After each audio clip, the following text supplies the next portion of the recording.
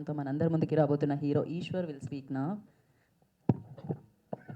Hello, good evening అందరికీ. ముఖ్యంగా first అందరికీ, మీడియా వాళ్ళందరికీ, ఇక్కడ చేసిన వాళ్ళందరికీ సారీ, లేట్ అయింది. నా కొంచెం రావడం ఒక హాఫ్ అన్ అవర్ లేట్ అయింది, డిలే అయింది. అందరికీ సారీ చెప్తున్నాను దానికి. సూర్యాపేట్ జంక్షన్, దీంట్లో ఈ కథ కూడా రాసింది నేనే, రైటర్ కూడా దీనికి.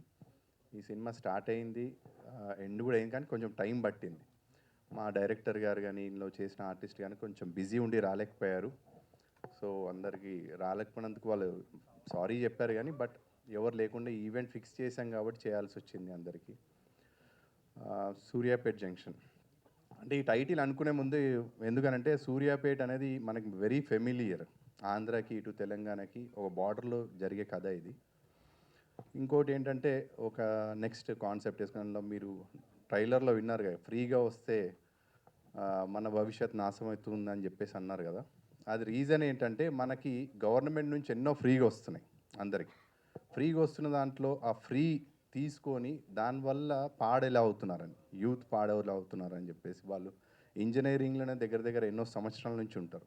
దానివల్ల వాళ్ళకి ప్రాబ్లం ఎలా అయింది, ఫ్యామిలీ కూడా ప్రాబ్లమ్స్ ఏం ఫేస్ చేస్తుంది, దానివల్ల మిడిల్ క్లాస్ వాళ్ళకి ఏం ప్రాబ్లం అవుతుంది అనేదే కాన్సెప్ట్ ఇది. ఎంతసేపు గవర్నమెంట్ ఎప్పుడు ఫ్రీ లేని వాళ్ళకి ఇవ్వడం అని చెప్పేసి అని అంటారు, కానీ ఎక్కడ లేని అడుక్కోలేకున్నది మిడిల్ క్లాస్ వాళ్ళే. చెప్పాలంటే వాళ్ళకి ఫేస్ చేసే ప్రాబ్లమ్స్ ఏంటి దీంట్లో అనేది ఒక లైన్ తీసుకొని చేయాల్సి వచ్చింది సినిమా.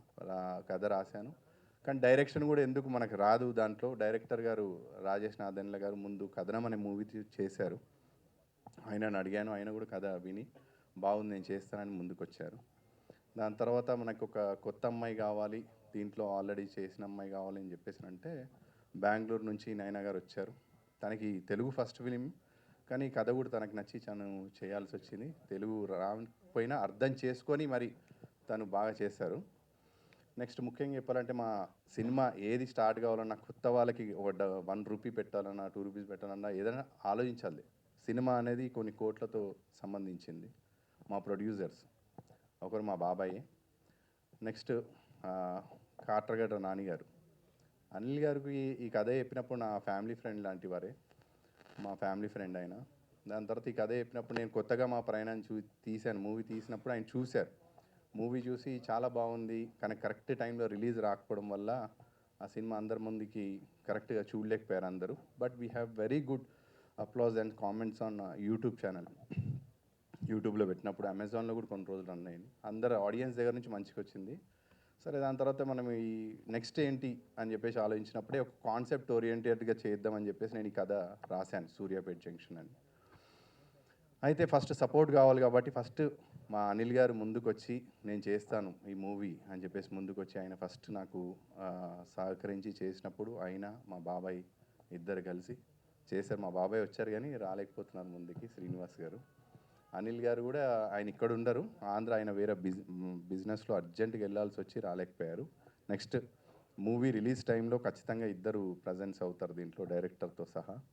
వాళ్ళు రాలేకపోయారు, వాళ్ళ బైట్స్ అనేది మేము ఇన్స్టాలో పెడతాం, రాలేకపోయినందుకు పెడతా అన్నారు. కథ గురించి చెప్పాలంటే సార్, మన ఆడియన్స్ కానీ పబ్లిక్ కానీ ఎవరైనా కూడా మంచి కథ ఉంటే ఆదరిస్తారని నేను అనుకుంటున్నాను. థియేటర్స్లో కొత్త వాళ్ళు, ఇప్పుడు నేను కూడా ఒక పెద్ద స్టార్ అయితేనే మనం మ్యాక్సిమం ప్రిఫర్ చేస్తాము.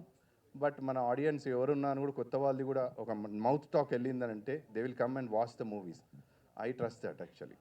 అందుకని ఈ మూవీ రిలీజ్ కావడానికి కొంచెం మంచి థియేటర్స్ రావాలని చెప్పేసి ప్రయత్నిస్తున్నాను. అందుకే కొంచెం డిలే అయింది ప్రాజెక్ట్ అయితే, కానీ ఇప్పుడు ఒక ప్లాన్ తోటే ఈ మంత్ ఎండింగ్ వరకు అన్నా రావాలని చెప్పేసి ఆలోచిస్తున్నాం. ఇప్పుడు ఈ 7th అనుకున్నాం, కానీ 7th పెద్ద సినిమాలు ఉన్నాయి. నాకు నచ్చిన హీరోయిన్ సాయి పల్లవి గారి సినిమా ఉంది, అది ఎట్లయినా మ్యాక్సిమం ఎట్లయినా ఆడియన్స్ అందరూ ప్రిఫర్ చేస్తారు. So we have to look the sum dates and theatres కూడా రావాలి, కానీ ప్రమోట్ కావాలి. సడన్గా నేను ట్రైలర్ రిలీజ్ చేసిన వెంబటే 1 వీక్లో రావాలి అని అంటే ఎవరు వచ్చి మన సినిమాకి కొట్టేసుకొని వచ్చి చూడరు. కాబట్టి కొంచెం ట్రైలర్ ప్రమోట్ అయ్యి చూడాలి అని చెప్పేసి నేను ఆశిస్తున్నాను అందరూ ఆడియన్స్ని. ఎందుకంటే but I will not disappoint any one. ఎవరు సినిమా చూసినా అని కూడా అది అద్రిపోయేటట్టు ఉంటుందని నేను చెప్పట్లేదు, కానీ చూసిన వాళ్ళు ఎవరు కూడా అది ఇదేం సినిమా రాని అయితే అన్నారు. ఐ ప్రామిస్ దట్ అది కంపల్సరీ బాగుంటుంది సినిమా. యాక్షన్ సీక్వెన్సెస్ కూడా ఏంటంటే రియలిస్టిక్ ఉంటాయి దీంట్లో. మ్యాక్సిమం యాక్షన్ సీక్వెన్సెస్ కూడా ప్లాన్ చేసాం, అవన్నీ సెట్లే మీరు చూసేసింది. కొంచెం కష్టపడ్డాం ఆ ప్రొడక్షన్ వైజ్లో అని కూడా దేంట్లో అయినా కూడా కష్టపడ్డాం. ఇందులో ఇద్దరు మ్యూజిక్ డైరెక్టర్స్ రోషన్ గారు, హరి గౌర గారు, హనుమాన్ మూవీ చేసిన తను. 4 సాంగ్స్ ఉన్నాయి దీంట్లో. ఇంకా ఇంకేం చెప్పాలంటే ముఖ్యంగా మా డైరెక్టర్ గారు కూడా ఎంత కథ రాసినా అని కూడా ఆ కథ మీద డిపెండ్ అయినంతకు ఆయన చేయకుండా కథకి ఎలా కావాలో దాని ప్రకారమే ఆయన చేశాడు. ఆయన 100% ఇచ్చారు దీంట్లో డైరెక్టర్ గారు చెప్పాలంటే. నెక్స్ట్ ఆర్టిస్టులు ఎవరైతే భాషా గారు ఉన్నారు వాళ్ళు రాలేదు ఇంకా. మా సినిమాలు చేసిన తర్వాత ఐ ప్రౌడ్ దట్ చూసి నా దాంట్లో చేసిన ఆర్టిస్టులకు చాలామందికి మంచి మంచి అవకాశాలు వచ్చాయి దాంట్లో. అభిమన్యు సింగ్ గారు ఆయన కూడా యాక్చువల్గా ఆయనకు నరేట్ చేసిన ఫోన్లోనే, నేను పర్సనల్ కూడా కలవలేదు, ఫోన్లో కలిసి చెప్పినప్పుడే కథ, డైరెక్టర్ కాకుండా నేనే చెప్పాను ఆయన కథ చెప్పినప్పుడు. ఆయన నచ్చింది, బాగా నచ్చింది, వచ్చారు. ఆయన యాక్చువల్గా వచ్చేవాడు ప్రమోషన్కి. నెక్స్ట్ డే మన పోస్ట్ పోన్ చేయగలుగుతామని అడిగారు. ఆయన షూట్లో ఉన్నారంటే ఇప్పుడు.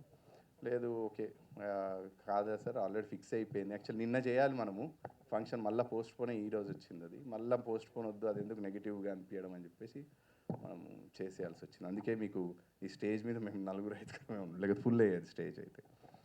అండ్ ఇది నా 3rd మూవీ.